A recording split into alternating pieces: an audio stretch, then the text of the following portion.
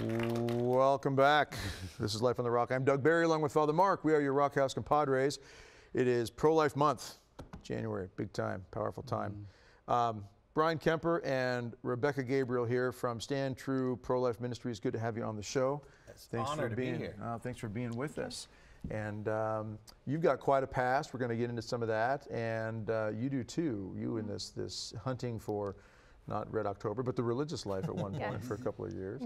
And now you're working full-time for Stand True Pro-Life Outreach. A little bit about Stand True Pro-Life Outreach.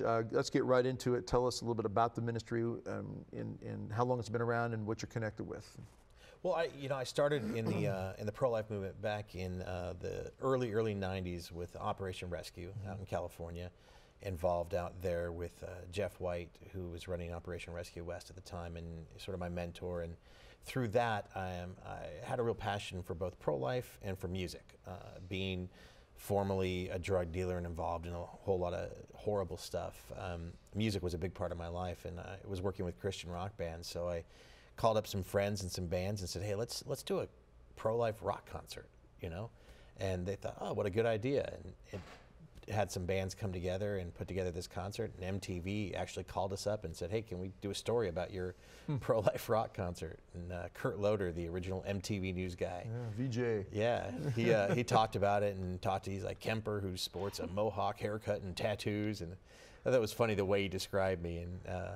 And we did this first concert, and I remember it was the connection of one of the very first Christian rock bands I'd ever seen. Right when I first came to the Lord, the lead singer of that band was there in the audience, and he had brought a girl there who was considering abortion, and he told me later after the presentation that she changed her mind and decided to keep her baby. And a bunch of my friends said, "Bryan, you got to keep doing this. This is great." And so we got a call then from Lollapalooza, which back then was the first traveling concert tour before Warped Tour and all these other things, and they said, "Hey, come along and do a pro-life booth along this tour."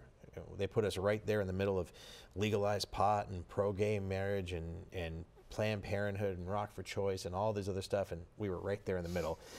They put us next to PETA because we had the images, the photos of the victims of abortion. So, and PETA had the images of the dogs that were stuff. So they put us. They thought, okay, these two could be together. But then, so I did that for 10 years, and then. Hold on, that's quite a mix. I mean, what you just described, all these different groups. Who are the name of those groups again, so the audience can really Rock for understand Choice. There was several different pro-abortion groups, legalized pot and pro-homosexuality, and just every liberal thing you can think of, and us. Rock for Life.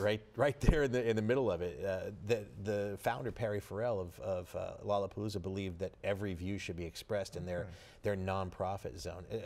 Interesting, the very first day we were there in Dallas, Texas, the lead singer of Green Day came up and threatened to urinate on us and said, "We don't have a right to our opinion." He told the crowd from stage to go beat us up and destroy our booth, but we ended up getting more donations that day. Like after the crowd came over and realized, oh, these guys are just expressing their opinion, we had over $200 in donations laying on the table. And by the time we got to Dallas, we were out of money. Like, we didn't know how we were going to get to the next spot. God always provides, but it was. Okay, so the audience right now is wondering, did anybody threaten you, or did anybody throw a punch at you all? No one threw a punch. The only threat we got was from the girls that were with us got threatened by one of these bands called L7, which were these women that make me look dainty. I mean, they were just tattooed, and they got threatened by that band, and like I said, the lead singer of the Green Day threatened to urinate on me. But other than that, actually, most people were like, "Hey, you guys are okay." I'll tell you, I've traveled the world for 20 years doing pro-life work, and the majority of the time, I get people thanking me and saying they agree with my pro-life T-shirt. So, yeah, it was quite an experience. We did 3 weeks on the road doing that Lollapalooza tour, and continuing doing that work, and then. And that was back in the 90s. Back in the 90s, and then. Okay, and then from Rock for Life, you move into. Stand True Pro-Life Outreach, expanding more outside of just the music. Still work with a lot of the bands and stuff, but really wanted to reach out. My goal is to educate, activate, and equip this generation to be the generation that does end abortion. That's our goal. And so I started doing that, and we got help when I first started with a friend of mine. This is way before I was Catholic, but one of my best friends in the pro-life movement was Father Frank Pavone. And we've heard of him here. Yeah, he's people have heard of him here and there. Yeah. But we used to sit in the lobby of the Hyatt Regency in Capitol Hill during the March for Life and just talk about Catholicism and Christianity and pro-life, and he would answer my questions. Because when I first got involved with pro-life, I realized there was all these Catholics involved, and I was just like, oh my gosh, I got to get them all saved. Like I was like, whoa, So wait a minute. You had a double mission here then. Yeah, I had a double mission. Yeah. I had no idea what was actually happening. But so Father Frank would sit there, and he just so kind about the way he answered questions. Mm-hmm. And so we just sit and talk, and we became close friends and allies. I had actually met him when I was undercover as a pro-abortion activist in D.C., and I was standing there as a clinic escort at a Planned Parenthood, and he walked up, and I was really worried, and I pulled him aside and said, Father, I'm really pro-life. I'm just undercover. Don't. And that was how I met Father Frank. And someone else pulled him aside, told him who I really was, and stuff. So we just became friends. And then a few years ago, when Stand True was growing, and when God was showing me that there was this one truth, this one church, and I was done fighting against it, it was Father Frank who we talked a lot, and him and Teresa Tomeo, and we all sat in a hotel at a convention one night, and that was the final conversation that I knew it was time to come to the church. And so it was a perfect fit for Stand True just to come on board with Priests for Life and become the youth outreach. I mean, we already worked together so much. It was a no-brainer. For the last 3 years, you've been connected now with Priests for Life. Yes. How long have you been Catholic then? In February, it'll be 3 years. Wow, congratulations. So it's fantastic. And introduce or tell us here, this young lady sitting next to you is Rebecca Gabriel. What does she do for you? Well, I met Rebecca back when she was a little teeny girl. No, not that small. She was a little girl, and she was running a Rock for Life chapter. Okay. And her and her mom up in Michigan, and then I came up and spoke for them up there. And her mom used to give me updates about her being in the convent. And asking us to pray for her in different situations and such. This is one of these great stories, a great mix, great combination here. You know, it's kind of like you've got this background you've got where you're into drug addiction, and you were involved in some satanic activities, yes, things of that nature. We'll discuss that a bit too later. And wanting to save Catholics from the whore of Babylon and the Antichrist, whatever we Catholics are considered to be sometimes by a lot of people. And meanwhile, on the other side, you've got this young lady here who has been discerning the religious life. And now, tell us, Rebecca, you actually spent a couple of years in I did. I spent a little over a year and a half with the Dominican Sisters of Mary, Mother of the Eucharist, and it was such a blessed time. It gave me, since I had been so actively involved in pro-life, prior to entering, it was the perfect opportunity for me to step back and really develop a deep prayer life that now that I'm on the front lines battling, it just helps so much to be able to always go back to Christ and know that when we're praying the rosary or anything, especially on the sidewalk, that He's right there with us and we're rooted in Him. What a great common denominator, considering your backgrounds. I used to try to get her to go out on the road with us. We take missionaries every summer on these pro-life mission trips, and back before I was Catholic, I used to try to always recruit her. Yeah, and I would never commit. She never committed until I finally, when she found out I came to the church, she's like, all right, now I can think about it. Yeah. But so Rebecca, what got you to, how old were you when you started really getting on fire for pro-life work? I had been involved in pro-life activities with my family since I was 5 years old, thankfully, my parents. But in high school is when I became actively involved on my own. And I would just say that I came to the realization that abortion broke my heart and I needed to do something. I couldn't just sit idly anymore. Describe that a little bit. Teenager, and all of a sudden you feel your heart is broken. Was this like in a moment? Was it over time? Was this something gradual? Like a lot of people hear that type of statement and think, what was moving inside her that in her teenage years she would actually say that your heart was broken over this? Yes. Well, in my early high school, when I was a freshman and sophomore, I was kind of opposed. Like, I went because my mom would take me. It's what everybody did. But I would say towards the end of my sophomore year, we were attending the March for Life and doing different outreach surrounding that. And one, being faced with the amount of youth who were so passionately pro-life at the March just really touched me. But also, we had the opportunity to talk to so many women who had been hurt by abortion, and I also was sidewalk counseling at that time, and standing outside the clinic and watching these young girls, young women, all different women, backgrounds, everything, going in and killing their children and then having them come out. They were still mothers, but mothers of dead children, there really are no words to describe it. It's something that God does on each individual soul, and really, we should each take the time to pray and think about that, because it should break each and every one of our hearts. Did you have a prayer life at that point? I mean, were you pretty consistent in your prayer life as a teenager? I was going to daily mass at that time, and really discerning as well my vocation as I was actively involved in pro-life. I mean, and that's a big part of it, isn't it? I mean, if our heart, I mean, the communication with God is there, you know, as it was for you, and took it to the next step even of joining the church. But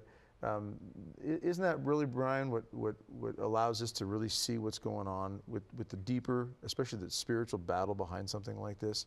Don't we have to have that communication with God to really get a grasp of this? Oh, absolutely.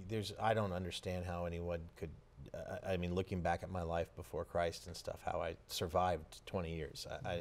And doing this kind of work, if it weren't for Christ, there's nothing. I mean, whenever I go and give a pro-life talk, one of the rules is I give my testimony about coming to Christ first, because it's the most important thing that I could ever give to any young person, is that hope that is Christ. Even before the pro-life message, it has to be that. I remember I went to a college once that asked me, hey, can you kind of leave the God stuff out? So I could have doubled it. I refuse to leave that out. I can't do anything. I mean, I was a drug dealer. I lived on the streets. I was involved in some of the most heinous activities I couldn't even say on the air here. The crimes and the different stuff, and all the garbage that I went through. As an infant, I had spinal meningitis. I was declared clinically dead at one point. I was in the Special Olympics. I was considered partially retarded. I went through so much abuse as a child, and to be through all of that to where I'm at now, to, you know, I've sang on albums, I've been in documentary movies, I was a regular on the TV show Politically Incorrect with Bill Maher, I've traveled to 29 countries in 49 states, I've written a book, I've accomplished so much. I'm married to a beautiful woman and have 7 children. None of that is possible but by the blood of Christ. And so for me, that's the most important thing to ever get out, is what Christ has done. And the only reason I can sit here today and talk to you is because of that. Wow. All right, great place to stop, take a break, and to let people process and digest that. Don't go away. We will be back with more from Bryan Kemper and Rebecca Gabriel and their Stand True pro-life youth outreach. Go take it to the streets in the world. Don't go away. Back after this.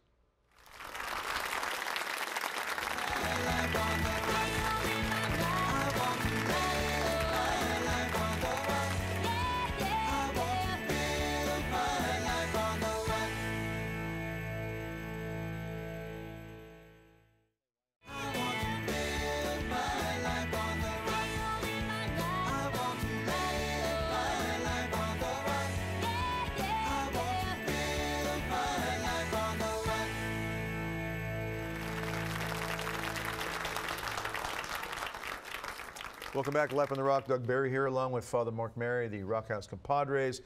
This is our second segment with our guests for the show tonight, Bryan Kemper and Rebecca Gabriel. And a couple of amazing stories you both have, especially because they're really so different. Yeah. Yes. You know, just slightly. You know, she was a wonderful lady all her life, and you were just terrible as a man. It was the other way around. Oh. No, but seriously, I mean, the grace of God, it's a great example of the grace of God working. Yes. And bringing people from all different walks of life, all different backgrounds, all different struggles and challenges, and getting us to a point where if our hearts are open to do His will, we can unite. Absolutely. We can really make things happen. And the March for Life was instrumental for both of you. Yeah. Talk a bit more about that. You said you were so impacted by just the numbers of young people that were there, and that really deepened it. Talk just a bit more about what that was like. Yeah, it was just, I've been going to the March for Life since I was 10 years old. It's been something my family has done every year. In the beginning, my parents would take, you know, a few of us older children. I'm the oldest of 6 children. But after a while, my whole family would go every year. And when I was in high school, all of a sudden it clicked, seeing all these young people who were there. And they weren't being forced to go by their parents. It wasn't something they were dragging their feet to do. They were there, they were joyful, they were on fire for what they believed. And that's contagious. You know, that fire of the gospel that, you know, it sets the world on fire. Makes me think of Luke 12:49, I've come to the earth to set it on fire. How I wish it were ablaze. I wish it were ignited. Absolutely. You know? and how we can do that to one another by the grace of God working through this. And the March for Life was instrumental for you, again, clearly, because you're hanging out there, you're bumping into, you know, Father Frank and others. And talk a bit more about, again, the impact you as a younger man. How many years have you been going to it, for example? I've been going since 1994. Okay. Since 1994. Okay, so you got 20 years on your belt here then. And what was that like the first time you were there? I mean, coming onto the scene and seeing this. Overwhelming it was absolutely amazing to see, because this was really pre-internet. I mean, there was internet, you had email, very few people had it. But Al Gore hadn't really developed it to No, what he it is hadn't now. invented it yet. Yeah. So, but okay, when I first started, in order to advertise a concert, we had to go to every different Christian event that was in the town for 2 months and stand outside and pass out these things they called flyers, you know, and do these, the marketing back then was, you know, but so you had all of these young people that were pro-life, but that weren't connected yet. They didn't have Facebook and all of this stuff to connect them. And so you get to DC at the March for Life and you're like, wow, it's so amazing. It was so amazing to see that, and to be able to hang out with different pro-life leaders and go to the different events, because there's more than just the March for Life. There's so many events surrounding the March for Life, activism events and prayer events and rallies and nights at the Dubliner and all these different things that are going on at the March for Life. Doesn't it really kind of shows you, and now Father Mark, you and I, we saw this in Rio when you were World Youth Day. We're on the beach there, and there's 3 million plus people from all over the world coming together. Couldn't even walk. No. I mean, to get to the porta potties, it took an hour to walk through the crowd. Right. When the night was over, just going back to the hotels, you know, everybody's in the streets, and you know, people getting their wallets lifted. You know, but here you've got this amazing energy, and these are opportunities to show us how, you know, the troops are out there. I mean, they're out there. Absolutely. And these are events to bring them together, rally them together, just to say, okay, here we are once again. And we know that not everybody who would go is able to go or is there. That's true. You would have many, many, many more people from all over the world to these events. But they're enormous. They're very, very powerful. And speaking of the battle of this, because it is a battle, it's a spiritual battle. And the fact that you were both on scene there, seeing the troops come together in such a magnificent way, shows strength in numbers. But the visual moves the heart. And speaking of the visual, absolutely, let's talk about the visual of other things out there that we do need to see. And it's a controversial point, but it's on your website. And I think it's a powerful thing that needs to be discussed, because when it comes to the images of abortion, there are some who are just dead set against ever showing them, and then there are some who say this is all we need to show. And I think you have a really, really good balanced view of this, and I love your comparison. It's been used before, but you've actually been to these places. There, unpack it for us. Okay. Well, the thing that most people know, the term that most people use is the graphic images. The graphic images. And there's been a lot of talk in the pro-life movement about that term and how that's really not an appropriate term to use. These are photographs of the victims of the abortion Holocaust. These are people in these photographs. They're not just graphic images. They're images of human beings who have been brutally killed. And they're powerful and they are life-changing. Father Frank Pavone, one of my favorite quotes from him is, "The abortion will not end until the world sees abortion." That's the truth. We need to show the world what's going on. If you look at, back in school, most people who learned about the Holocaust, one of the things that stirred us the most is when we saw those films, when we saw those images of the Jews that were killed in the concentration camps in Poland and in Germany. When we saw those things, for me, I know it stirred me.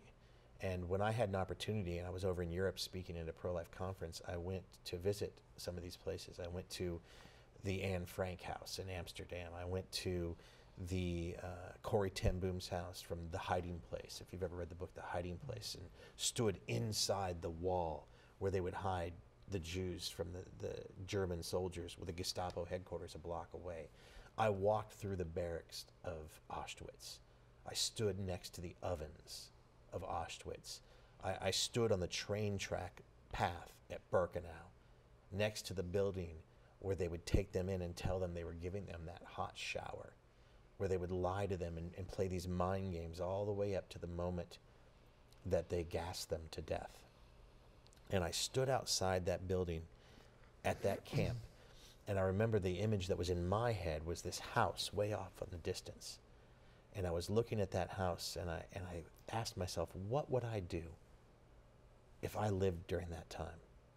What would I do if I saw this going on? If that was my house? I was a young Polish man. My kids are playing in the backyard. And I just kind of asked myself, what would I do if all of a sudden a Jew came running from a tree line, had just escaped, and said, will you hide me? Will you save me? Would I have done something? Would I have had the courage to stand up? Would I have had the courage to take him in? And then God spoke to me at that moment. He said, Bryan, that is your house. And I realized it was my house. Mm-hmm. This was your house too.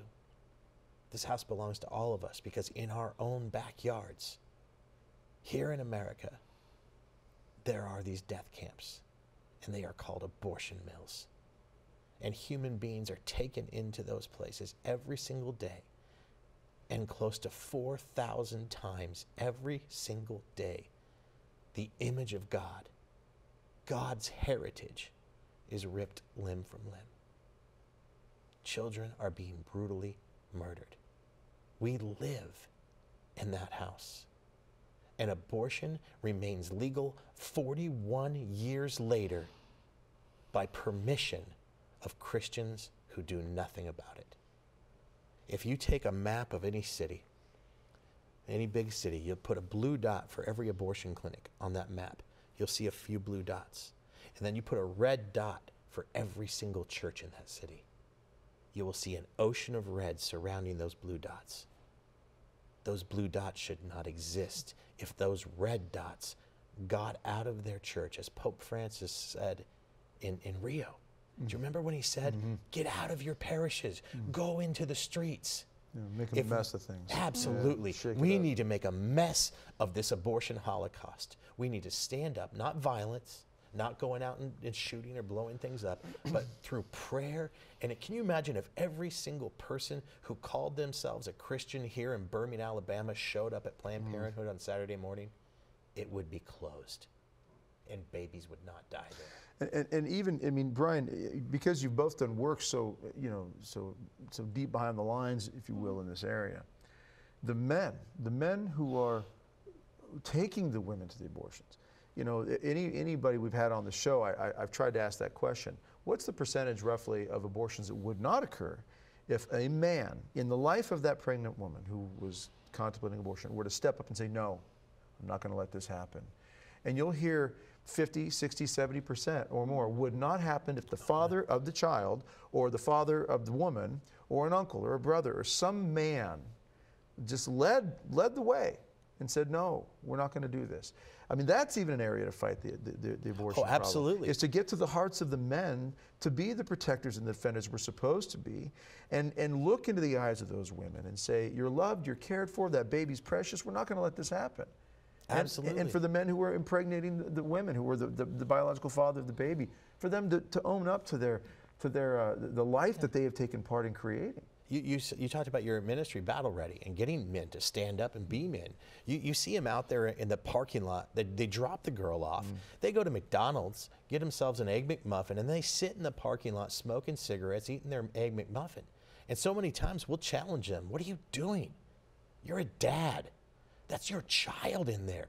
You need to man up and go in there and speak for your child. And when I have seen the men say, you're right, I need to do that, the majority of the time, they come out with the girl and they don't have the abortion. And that's so many times what she's looking for him to say, I'm willing to man up and be a father. Isn't that kind of like the out of sight, out of mind with, you know, not wanting these images to be seen? And the abortion industry doesn't want us to see these images. Just like the Germans in the concentration camps, as you mentioned in your description there, they kept playing the mind games with them because they didn't want them to see what was really going to happen. And the more we keep things hidden, the more they continue, the evil continues to crawl into the ground there. I hate those images. I absolutely hate the fact that I go into my office every day and on the shelves and around there are photos of the victims of abortion. They make me sick to my stomach. I hate going to the abortion mill.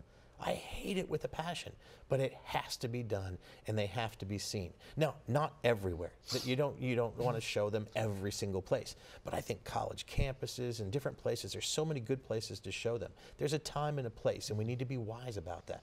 Yeah. But they must be shown, and the world needs to see what abortion is, so we can fight it. Yeah, this could be used, this expression, this understanding can be used with regards to even something as simple as marriage. We don't look at the statistics that anywhere 50, 60, and a priest in New Mexico told me in his diocese it was 75% divorce rate. 75% divorce rate. We don't talk about this enough. We don't talk about what's leading to these problems in marriages, and so a lot of young people are going into marriage woefully unprepared. And they get into the marriage, and then they start having these problems. Disillusionment sets in, which, you know, we've both been married long enough. I have 24 years, you have 15 years with your wife, and my wife and I have been through the different stages. You know, you have romance, and you have, they say, disillusionment follows really quickly after romance, and then it goes to agitation and frustration. We never had that. You're still in the romance stage with your wife? That's awesome, good for you. I tell my wife, I'm still in the romantic stage. She's at the awakening stage, which is the last stage. But you know, you have all these different stages, and they say that most people won't get past the third stage, which is agitation and frustration, because they haven't been trained properly. They haven't experienced any wisdom enough from the older generations to say that this is going to be part of your marriage. You're going to have these struggles. You've got to be prepared for it. Yeah. Again, it's a burying of the head in the sandbox, and I see the same thing with obviously the abortion industry. But it's in these different areas, and if we don't confront them and don't let these images, be it the graphic images of a concentration camp, or these images of these human beings, and I think that's the best way to put it. They're not just numbers. They're not just flesh. These are people. Yes. People, just like those, the people in the ovens, in the camps. Well, Bryan, you also connected to the civil rights movement. Talk about that. I think about Vietnam, right? The news coverage there showing soldiers getting killed changed certainly back home, you know, the response to the war, but also in the black civil rights movement. Yeah, with the mother of Emmett Till, you know, getting the magazine to show the photos of her son, the mangled body of her son in that casket, sparked the civil rights movement. And you know, at Priests for Life, we work with Dr. Alveda King, the niece of Martin Luther King Jr., and she tells that story all the time about that, and about how that was something that was so catalyst in the civil rights movement. And it's just important for us to use the tools that God has given us. And these children did not die in vain, and we need to honor them by this legacy of showing people to make sure that this doesn't continue to happen. I'm the father of 7 children, and I do not want to pass this down to the next generation. We have to be the generation that ends abortion. Right. I agree with that. I just asked, we're going to skip the break because I want to go right into this. We've only got 16 minutes left in the show, and I just asked, and the producer said we can skip the break because I want to get back into this more in depth. Let's go back to you right now. You've worked in these situations in the streets in front of the abortion mills. Yes. What do you encounter when you're getting heart to heart with the women and when you're seeing the men in the midst of this? And this is really the moment of the battle. Right at that moment, that baby's life is on the line, but also really the lives, the emotions, the spiritual and physical aspect of these individuals involved in it are on the line too. What's it like for you, Rebecca, 21, to be out there in that fight?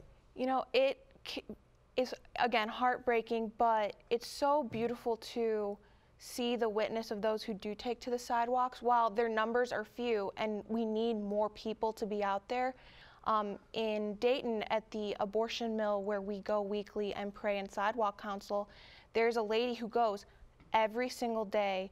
That clinic is open from when it opens until it closes. She does not leave until the last woman leaves that clinic. And what a beautiful testimony that is, because the reason those women are there are because they're scared, they're alone, and they don't think anybody cares. But even though they may not realize it, there are people who care, and we do care. And just thinking back to this past summer, I had the opportunity, along with our summer missionary team, we were outside the clinic, and a young woman came out to talk to us, and we were really excited. And it turns out that she didn't have enough money for the abortion, and she needed to find somewhere to get a money order. So we were like, oh, we'll take you. Well, we wanted to talk to her and help her. So we went and we were able to take her across the street to a pregnancy center.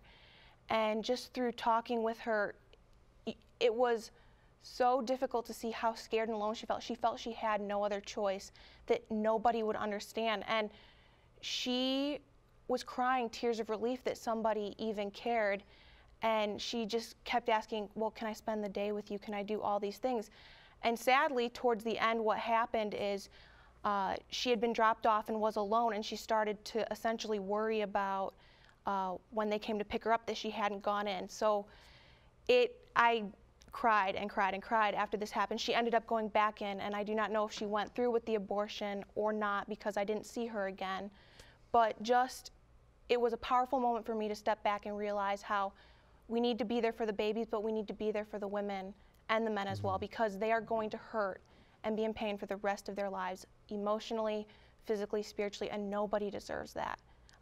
They will be scarred, and we need to be there for them. And that's a real moment of the battle, isn't it? I mean, Yeah. right there, what you just described, she wanted to spend time with you. She wanted to yes. have that association with Yeah. someone who seemed to care, showed caring towards her. Mhm. And this is a pretty common theme.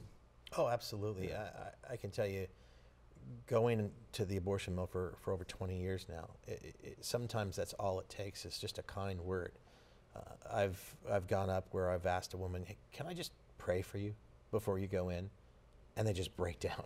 They just absolutely break down because they think that no one cared about them, that they don't have value. Right. And that, to me, I relate that back to when I came to Christ. Like I was in a hospital, overdosed, almost dead from a Grateful Dead Bob Dylan concert. I took LSD and methadone and crystal meth and shrooms all in the same day, and ended up in the hospital. They were pouring charcoal water down my throat and trying to get the poison of the drugs out of my body.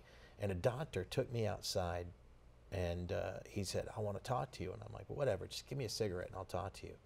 And I thought he was just going to preach at me and tell me how evil I was and I was going to hell. And he just looked at me and he said, you know, God loves you. You are valuable to God. You mean so much to him. And I don't ever remember in my life people telling me I had value. And that changed my life. A week later, I came to Christ. And I think about that when I talk to those women, is we don't need to sit there and go, you're evil, you're killing your baby, you're a murderer.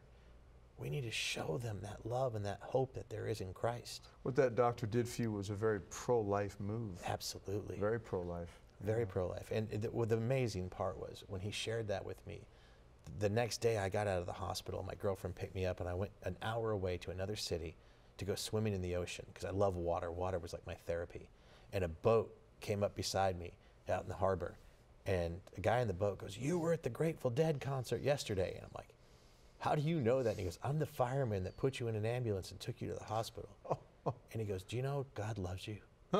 And he said to me almost word for word what the doctor had said. An hour away in another city in the Pacific Ocean, okay? You can't write a movie like that. It was just so... I was going to say, I just saw that in a movie. Yeah. Someone stole my life. Yeah. No, it was amazing. And so I think about that when I go to the abortion mill and we talk to these women and these men. You know, with the men I'll be a little more stern, like you need to man up. But when we talk to these women, we need to show them that they're loved and that there is hope. And well, Proverbs 27:17, iron sharpens iron, one man sharpens another. And, you know, men oftentimes respond to a caring man who will look at them in the eyes and say, you need to do better. You can do better. Now get busy doing better. Absolutely. You know, I mean, I need that. I needed that when I was younger.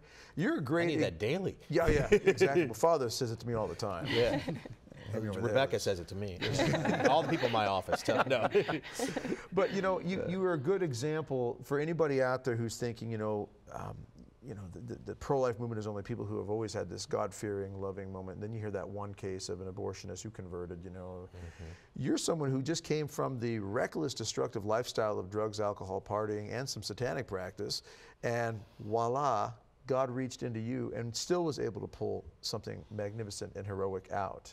So what message would you have for anybody watching right now who might be concerned about, you know, children or brothers or sisters or, you know, somebody that they fear is off, knows is off in this lifestyle that's so destructive, that there's hope, real hope. Absolutely. That God can reach the deepest, darkest recesses of destruction and bring us back. What would you say? I would say never give up. never give up. There were people that had given up, and there were people that didn't give up on me, and a lot of people praying for me for many years. And God can reconcile anything. I had one of the worst relationships with my parents, and now my dad and I have an amazing relationship, and love him to death, and my mom too, and my sister, and all the people who I had burned all these bridges with. We have great relationships now, and it was somebody who showed me that love and that value, not preaching at me, but sharing with me that hope of Christ. A lot along the lines, Father, what you said at the beginning of the show with the Holy Father, Pope Francis, about walking with us and walking with each other and helping each other along. Yeah, I think so often that when people love us in this life, it awakens us to the fact that God loves us, because that is the same love, right? That participates in that very love of God, and we encounter that in others. And I think the same even goes with coming to the church. You know, it was not about this hardcore debate, Protestant versus Catholic or anything. You know, it was sitting down with Father Frank and people like Teresa Tomeo and just talking, just answering questions, and just loving me where I was at. Well, what happened? You said it was a week after you spoke with the doctor that you came to Christ. What happened in that moment? Well, you know, the doctor had shared that with me, and then the fireman had shared that, and I went back home. I slept, I think, for about 2 days, coming off this high, and when I woke up, I went to get high again. I went to roll a joint, a marijuana joint with a line of cocaine in it, and as I went to light it up, I just started crying, and I had no idea why I was crying. And I reached in my pocket, and there was a piece of paper that the doctor had handed to me, and it was a phone number, and I called the number, and I just said, "Hey, I'm on drugs. I'm going to die. Can you help me?" And it was a church. And the pastor of the church said, "Be here tomorrow at 5 o'clock. Bring some stuff, some clothes." Went that night, my girlfriend and I went out to the beach in Bolsa Chica, California, got stoned all night at the beach. And then the next... Knowing that you were going to go to the church the next day? I didn't know what I was going to do. Okay, so you weren't sure yet. I just knew that if I wasn't there, I was going to get stoned. And that's what I did. Went to that church, and the pastor said, "We're going to give you a place to live. We're going to get you clean. We're going to provide you clothes, job, everything you need. The only thing we ask is do one thing." "What's that?" He said, "Can you just give God a chance?" I just kind of looked up and said, "All right, God, what do you got?" Very dangerous thing to do. Very dangerous thing to do. But I was there for about 3 days. Hated it. Absolutely hated it. I mean, the next day they woke me up before God was even awake at like 6 a.m. It's like when I went to bed. And the worst part was they're so happy. They just kept like hugging me and like, "Good morning, brother, hallelujah." These happy Jesus freaks. Not quite the same as the Bill Maher show, huh? No, oh my gosh. I just was like, "Don't touch me." Oh, I was there for a few days, and I remember around the third night, I started to shake, and I started to sweat, and my whole body was shaking and pouring out the sweat, and I was hallucinating. And I laid back on the bed, and I thought the tree branches were eating me, and I was going through some withdrawals. And they came in, and they just said, "We're going to pray for you." And they just started praying. And I remember I fell into the most beautiful sleep that I'd ever had in my life. And I woke up the next day, and the only way I can describe what happened is I woke up like a happy Jesus freak. I'm like, "Whoa, why do I feel this way? Hallelujah, brother." What's going on? I was just, yes, I was. I'm just like, "Tell me about Jesus." And they handed me a Bible, and I sat down at this long table, and I opened it up, and it said, "The Gospel According to John." And I just started reading, and I just read. And I fell in love with Christ on that day in 1987. That's a big difference in discernment than you going a convent for a year and a half. Yeah.